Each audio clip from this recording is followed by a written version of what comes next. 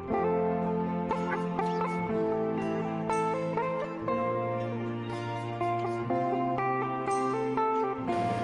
siang, perkenalkan nama saya Juliana Simamora, calon guru penggerak angkatan 9 dari Kabupaten Kutai Timur. Saat ini saya dan rekan saya Ibu Nuriana, guru produktif agribisnis tanaman perkebunan, akan melakukan praktik coaching untuk supervisi akademik. Pada praktik coaching ini dimulai dari pra-observasi, observasi, dan pasca observasi. Selanjutnya, saya dan Ibu Nuriana akan melakukan diskusi pra-observasi. Terima kasih. Selamat siang, Bu ya. Selamat siang, Ibu Juli. Gimana kabarnya, Bu ya? Alhamdulillah sehat, baik. Bagaimana dengan Ibu hari ini? Sehat juga, Bu. Oke, Bu ya. Ini jamnya lagi free ya? Iya, Bu. Kalau pagi ini masih kosong sih, belum ada jam mengajar. Baik, Bu ya. Sebelumnya terima kasih ya sudah meluangkan waktu, menyempatkan diri untuk melakukan bincang-bincang dengan saya sebelum Ibu melaksanakan proses pembelajaran nanti di kelas. Baik, Bu ya. Sebelum Ibu melakukan proses pembelajaran nanti, saya akan menanyakan beberapa hal terkait hal-hal atau proses pembelajaran yang akan Ibu laksanakan nanti di kelas. Yang pertama, pertanyaannya itu, apa tujuan pembelajaran yang akan Ibu capai pada pembelajaran nanti? Kalau tujuan pembelajarannya kebetulan hari ini saya akan mengajar tentang materi pengolahan limbah hasil perkebunan. Jadi tujuan pembelajaran saya itu, saya berharap peserta didik itu dapat mengklasifikasikan limbah dengan tepat. Nanti mereka akan melakukan diskusi ya, Bu ya. Setelah itu saya juga berharap nantinya setelah menyelesaikan modul ini mereka bisa memahami cara mengelola limbah dengan benar, dengan efektif seperti itu. Oke, berarti nanti Ibu materinya itu tentang pengelolaan limbah. Baik, Bu, yang kedua, kompetensi apa yang akan Ibu capai pada proses pembelajaran nanti? Ya, kompetensi yang akan dicapai itu Bu, karena kompetensi di jurusan ATP itu Bu, ya ada dua, yang pengetahuan dan keterampilan ya. Dari pengetahuan sendiri saya berharap peserta didik ini memahami cara mengelola limbah hasil perkebunan itu dengan tepat dan efektif. Dan dari segi keterampilan saya tuh berharap peserta didik itu nantinya, kan mereka sebagai generasi muda ya Bu ya, kalau bahasa sekarang tuh entrepreneur muda gitu ya. Dan nantinya kan setelah mereka lulus dari SMK ini kan tentunya mereka akan bekerja ya di dunia usaha atau dunia industri seperti itu. Saya berharapnya mereka itu mempunyai pemikiran yang kreatif gitu kan, cara mengelola limbah hasil perkebunan itu gitu, agar mereka juga mempunyai kesadaran terhadap lingkungan seperti itu. Baik, berarti nanti ada pengetahuan dan keterampilan. Baik, Bu ya. Kemudian pertanyaan yang ketiga, rancangan pembelajaran apa yang akan Ibu terapkan? Rancangan pembelajaran yang saya terapkan nanti itu tentunya pembelajaran berdiferensiasi yang terintegrasi dengan pembelajaran sosial emosional. Terus model pembelajarannya itu saya juga menggunakan PBL ya Bu ya, karena nanti kan di dalam kegiatan belajar mengajar nanti mereka akan melakukan observasi atau pengamatan seperti itu.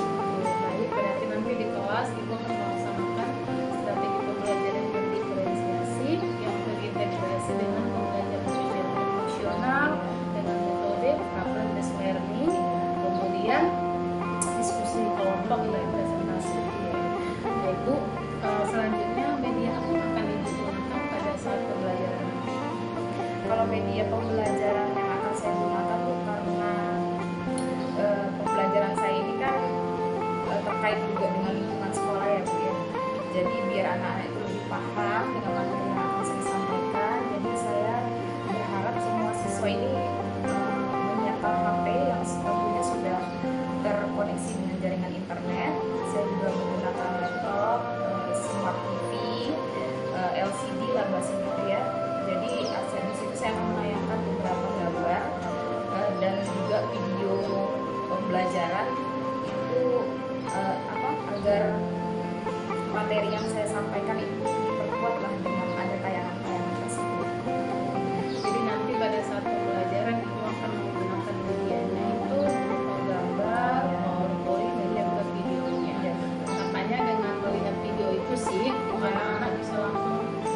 memperhatikan. Iya, betul sekali. Baik Bu, kapan akan Ibu laksanakan dan di kelas berapa Bu? Kebetulan hari ini tuh ada jam saya. Jam saya itu di kelas 11 ATP di jam 12.05 sampai jam 15 Bu. Nanti siang ada pelajaran saya di kelas 11. Jadi kelas 11 ATP ATP.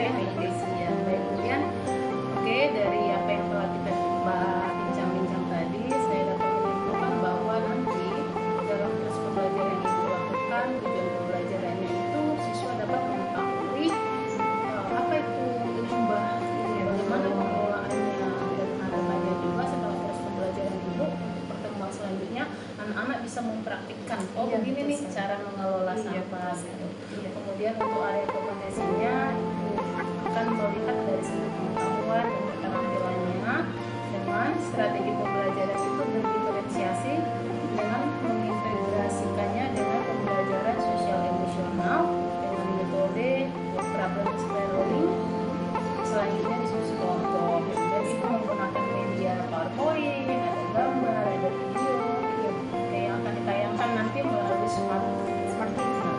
Oke. Baik Bu Yang, terima kasih banyak sudah meluangkan waktunya. Iya, Bu, sama-sama. Oke. Selanjutnya Bu, nanti ketika Ibu melakukan proses pembelajaran di kelas 11 ATP, saya izin masuk. Oh iya, nggak apa-apa. Ya Bu ya, saya izin masuk. Saya akan mencatat, mengamati proses pembelajaran yang telah lakukan. Nah, kemudian Bu, nanti kalau misalkan setelah pembelajaran itu masih ada waktu, artinya tidak mengajar di kelas, kita akan melakukan bincang-bincang lagi ya. Baik itu berkaitan lagi dengan proses pembelajaran yang telah Ibu lakukan. Siap. Oke Bu ya. Oke Bu ya. Selamat mengajar. Terima kasih banyak. Sama-sama Ibu. Assalamualaikum warahmatullahi wabarakatuh.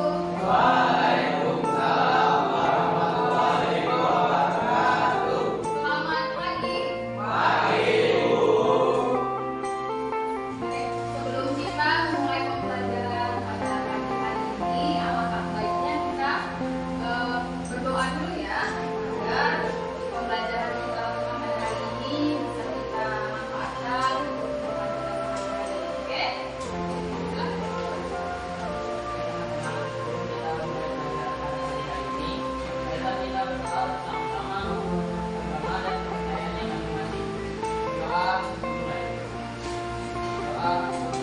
Bagaimana kabarnya pada pagi hari ini? Sehat semua? Sehat.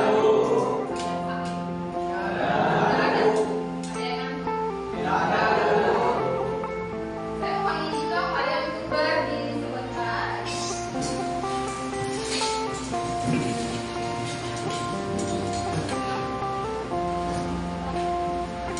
Sudah rapi semua ya? Sudah rapi.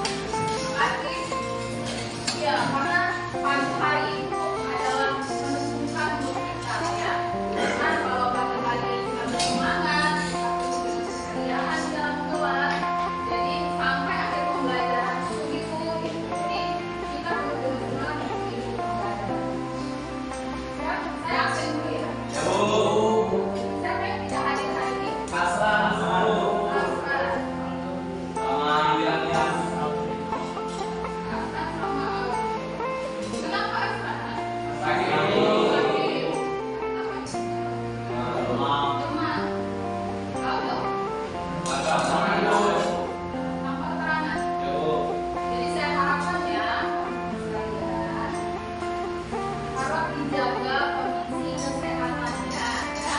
Karena kita kan jurusan administrasi tanaman perkebunan, kita banyak kegiatan di lahan ya, cuaca juga tidak menentu. Jadi tolong untuk menjaga kondisi kesehatannya ya. Apalagi Bella kan seperti ini ya. Iya. Oke ya. Oke, sebelum kita memulai pembelajaran pada hari ini, adakah yang masih ingat dengan pembelajaran sebelumnya? Adakah yang masih ingat? Ya.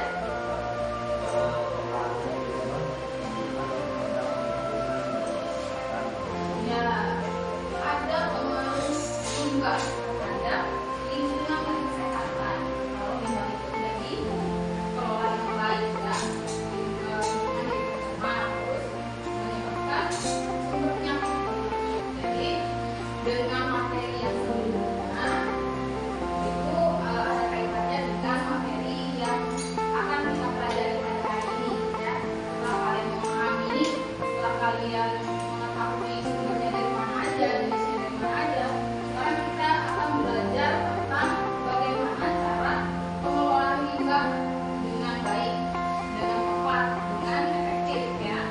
Tujuan pembelajaran kita hari ini adalah agar kita bisa mengklasifikasikan dan memanfaatkan limbah hasil perkebunan dengan tepat dan efektif gitu ya. Nah, terus pembelajaran kita nanti ada diskusi ya. Setelah diskusi, seperti biasa kita akan mempresentasikan hasil diskusi kita di depan kelas. Nah, ini ada pertanyaan. Kira-kira apa yang terlintas di pikiran kalian ketika mendengar kata limbah? Ya.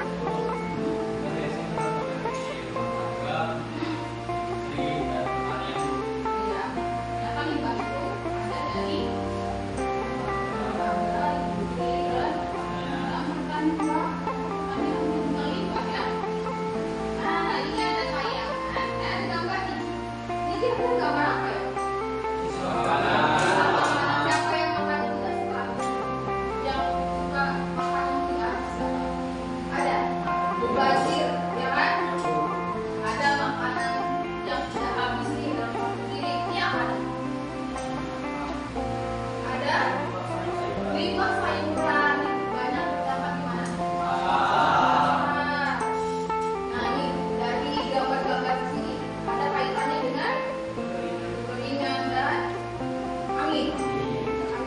Ini semua karena adanya perubahan iklim. Ada namanya perubahan iklim yang dihasilkan oleh gambar satu dan gambar dua. Biasa ya pengaruhnya ya. Padahal kalau dilihat sepele, tapi bisa menimbulkan perubahan iklim yang sangat luar biasa.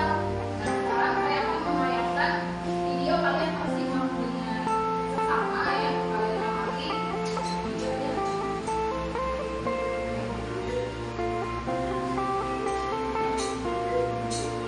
Makanan merupakan kebutuhan utama manusia sebagai makhluk hidup. Namun, seberapa sadar nggak sih ketika kita tidak menghabiskan makanan kita akan menjadi limbah dan membahayakan lingkungan. Yuk simak videonya sampai akhir. Limbah atau sisa makanan dapat terjadi baik selama proses produksi, pengolahan, distribusi, hingga konsumsi. Kebanyakan dikarenakan membeli dan menyiapkan makanan terlalu banyak atau perdagangan dan pemesanan berlebih untuk makanan dan supermarket. Tidak jarang juga makanan terbuang karena tidak sesuai dengan standar kualitas dan estetika penjualan, karena konsumen hanya memilih selera dan bahan yang tidak cacat dan membeli tanggal masa simpan yang tak lanjut, hingga sebagian besar makanan tetap berada di rak sampai kadaluarsa. Di Indonesia sendiri, rata-rata menimbulkan limbah makanan lebih besar dari sektor produksi, yakni pertanian. Hal ini disebabkan kurangnya pengenalan modern panen dan infrastruktur yang tepat. Pertanian yang akan untuk meningkatkan ketahanan pangan, namun kemudian sepertiga dari semua makanan yang diproduksi berakhir sebagai limbah. Akibatnya, limbah makanan yang terbuang menghasilkan gas metana, gas yang lebih kuat daripada karbon dioksida. Satu ton sampah organik menghasilkan 50 kg gas metana, 3,3 juta ton emisi gas rumah kaca dihasilkan dari limbah makanan, menempatkan limbah makanan sebagai penghasil gas rumah kaca terbesar ketiga yang ikut mendukung pemanasan global dan perubahan iklim. Di sisi lain, limbah makanan sama saja dengan mengorbankan lingkungan, energi dan sumber daya terutama air dan tanah yang dikeluarkan untuk mengolah, mengangkut, menyimpan, dan memasak makanan akan menjadi sia-sia jika sebagian besar makanan berakhir Setelah kalian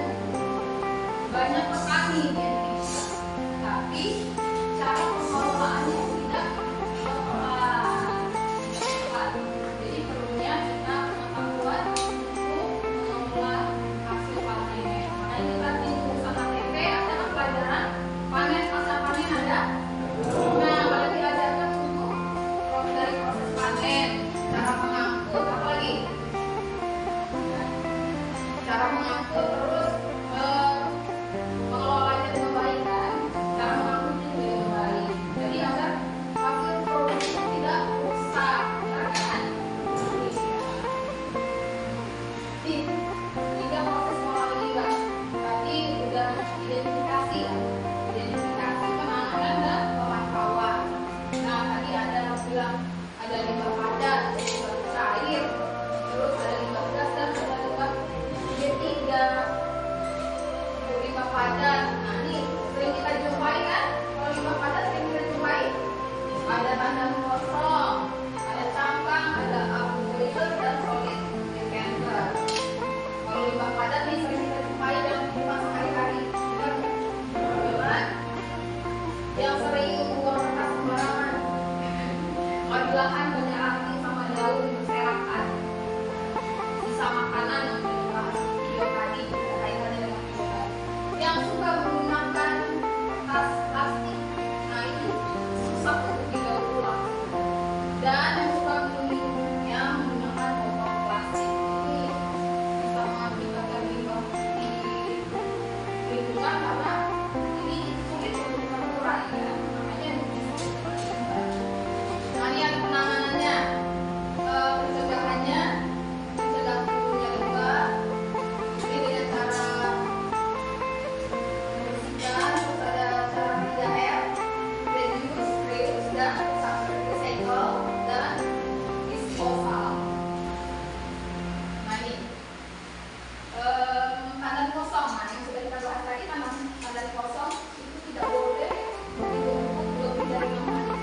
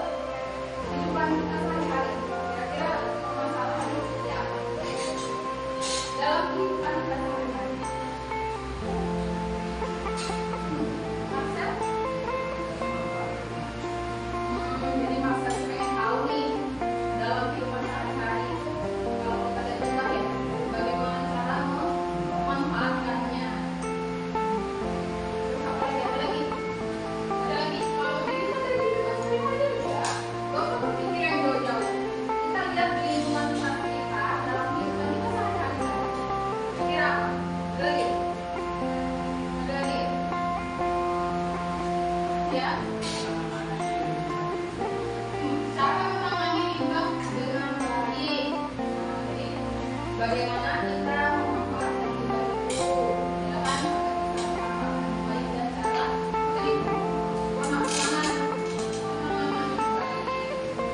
Ada lagi? Oke, sekarang untuk mendiskusikan tentang limbah ini dan dikaitkan dengan kehidupan kita sehari-hari, ya kan? Karena kita di lingkungan kita ini ada tanaman apa? Sawit. Kalian bisa mengumpulkan ya? Apa aja yang kalian kumpulkan?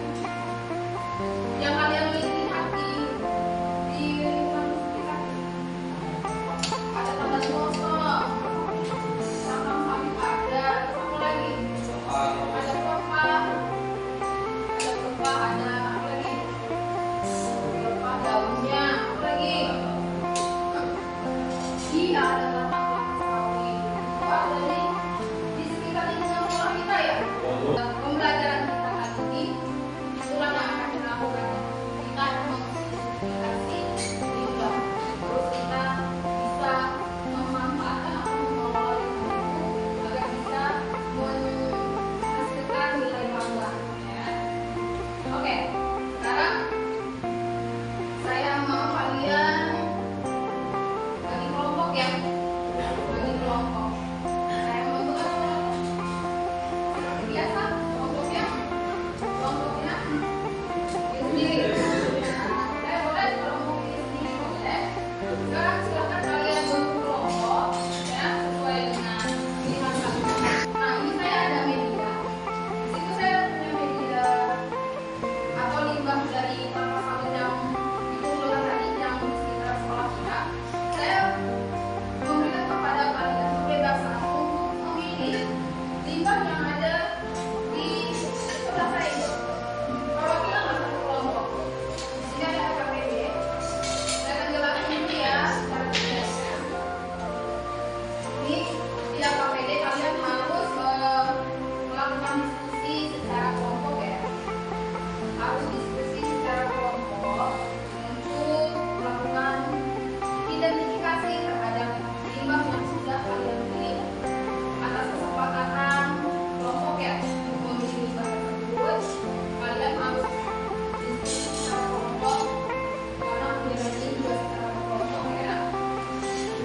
Terus setelah kalian mengidentifikasi silahkan kalian tulis di dalam lembar ini ya. Nanti kalian identifikasi bentuk, warna, dan responnya seperti apa. Setelah itu ada nanti gambar kegiatan diskusinya di belakang itu ada.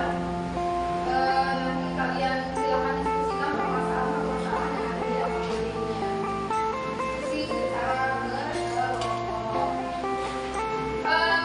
Kira-kira untuk berdiskusi waktunya 20 menit. 20 menit untuk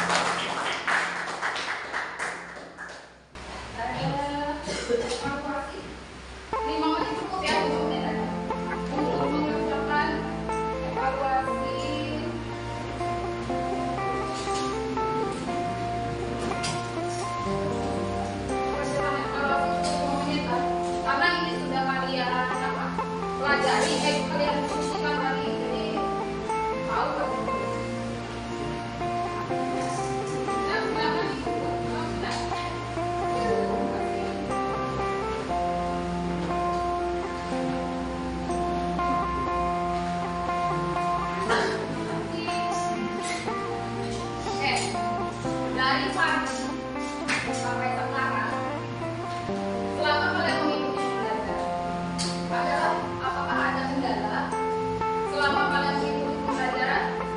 Tidak ada. Mengalami kesulitan? Materinya bagaimana? Bisa dipahami atau tidak? Sudah bisa? Bisa diterapkan di lingkungan sekolah kita?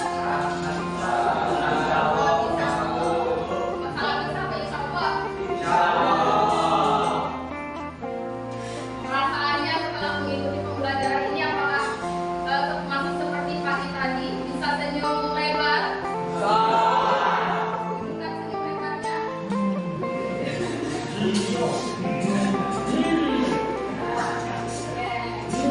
Terima kasih ya buat kalian semua. Hari ini sangat luar biasa dalam mengikuti pembelajaran kalian.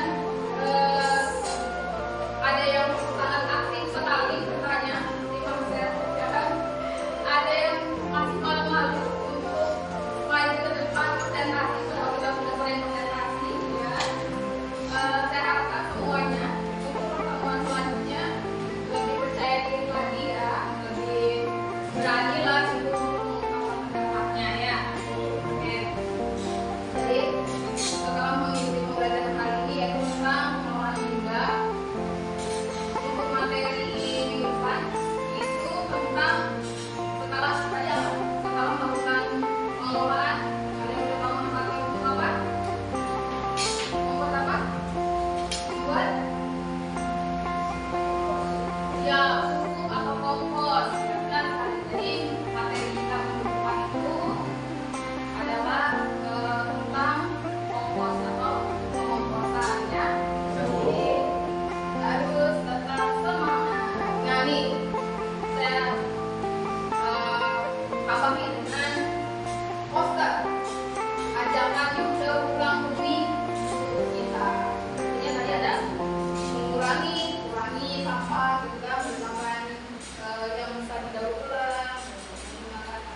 Oke ya, bisa diterapkan? Bisa diterapkan dalam kehidupan sehari-hari kita? Bisa ya. Oke, untuk pembelajaran hari ini kalian sangat luar biasa, ya, sangat bersemangat, sangat kreatif sekali, ya, sangat luar biasa. Tepuk tanganlah bagi kita semua biar semangat.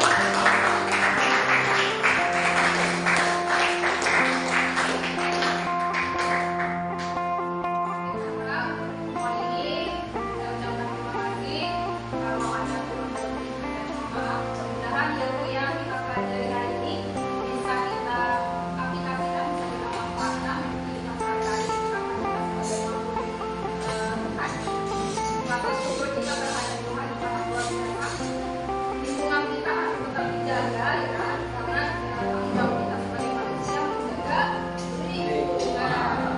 Terima kasih. Wassalamualaikum warahmatullahi wabarakatuh.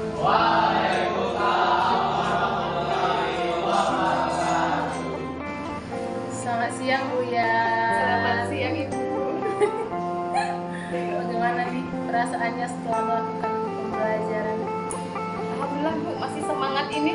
Walaupun sudah siang masih semangat. Tapi Ibu lagi free ini ya? Iya, sudah selesai mengajar. Udah nggak ada jam. Baik Bu ya. Terima kasih lagi nih. Iya Bu. Saya ganggu lagi. Iya, nggak apa-apa. Terima kasih banyak lagi sudah meluangkan waktu. Kali ini Bu kita akan membicarakan lagi tentang proses pembelajaran yang telah Ibu lalui, yang disebut dengan pasca observasi. Pada kesempatan ini saya akan menanyakan beberapa hal terkait proses pembelajaran yang baru saja Ibu laksanakan di kelas 11 ATP. Oke Bu ya, pertanyaan pertama, bagaimana perasaan Ibu setelah melakukan proses pembelajaran di kelas 11 ATP tadi? Setelah saya ngajar tadi Bu, sebenarnya saya merasakan ada pengalaman yang sangat luar biasa ya Bu ya. Karena kan pembelajarannya ini berbeda seperti biasanya. Kali ini kan menggunakan pembelajaran dengan berdiferensiasi ya Bu ya. Jadi saya merasakan pembelajaran di kelas tadi peserta didik itu sangat bersemangat, sangat antusias karena metode pembelajaran media-media yang sangat menarik, sangat interaktif. Jadi mereka itu merasa senang gitu mengikuti pembelajaran, tidak seperti biasa-biasanya, sangat luar biasa. Ya, jadi karena anak-anak antusias, Iya. semangat, Iya, senang, saya akhirnya sangat- ibu merasa Iya, sangat bahagia Bu. saya sedih bahagia nih. Iya. Bahagia, baik bu. Kemudian tadi setelah saya amati, ibu mengembangkan area kompetensi anak itu pada pengetahuan dan keterampilan. Kemudian yang saya tanyakan tuh, sebelum ibu melakukan proses pembelajaran tadi, langkah-langkah apa yang telah ibu lakukan? Yang jelas tuh langkah yang saya lakukan itu, yang pertama kan saya harus menyiapkan modul dulu ya Bu ya, menyiapkan modul yang sesuai dengan materi yang akan saya ajarkan. Setelah itu menyusun tujuan pembelajaran yang harus peserta didik capai nantinya. Setelah itu saya harus menyiapkan semua media pembelajaran yang akan mendukung proses belajar di kelas agar apa yang saya harapkan nih dengan materi yang saya sampaikan bisa tercapai dan tersampaikan dengan tersampaikan dengan peserta didik dengan jelas seperti itu. Oke.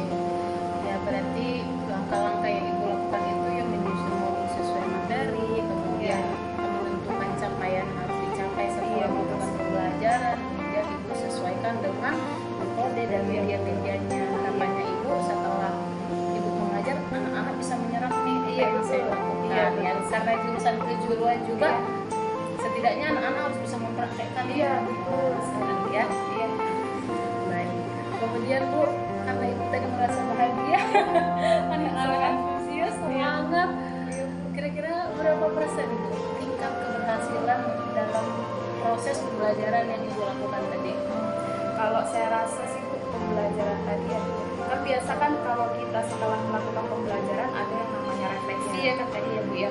Refleksi itu saya berikan kepada siswa, tapi juga saya juga merefleksi saya sebagai pendidik pada saat mengajar. Kalau saya lihat dari hasil refleksi anak-anak itu ya sekitar 85% tuh terpenuhi lah Bu ya di proses pembelajaran seperti itu. Oke, berarti 80% berhasil gitu Iya, ya. benar. 85% Iya. berhasil, berarti masih ada 15%. Artinya ada kendala. Kira-kira apa kendalanya? Sehingga tidak 100%. Iya. Pasti ya Bu ya, setiap dalam proses pembelajaran ini pasti ada aja ya kendalanya. Baik itu kendala dari pendidik misalnya, tapi kali ini saya rasakan Bu ya dari peserta didik sih Bu ya.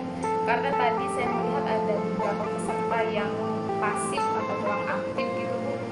Tapi kalau saya amati lagi kenapa dia kurang aktif, ternyata dia kurang percaya diri Bu pada saat presentasi, terus pada saat berdiskusi juga dia kurang kurang aktif lah gini untuk menyampaikan pendapat, karena entahlah kenapa dia kurang percaya diri ini. Jadi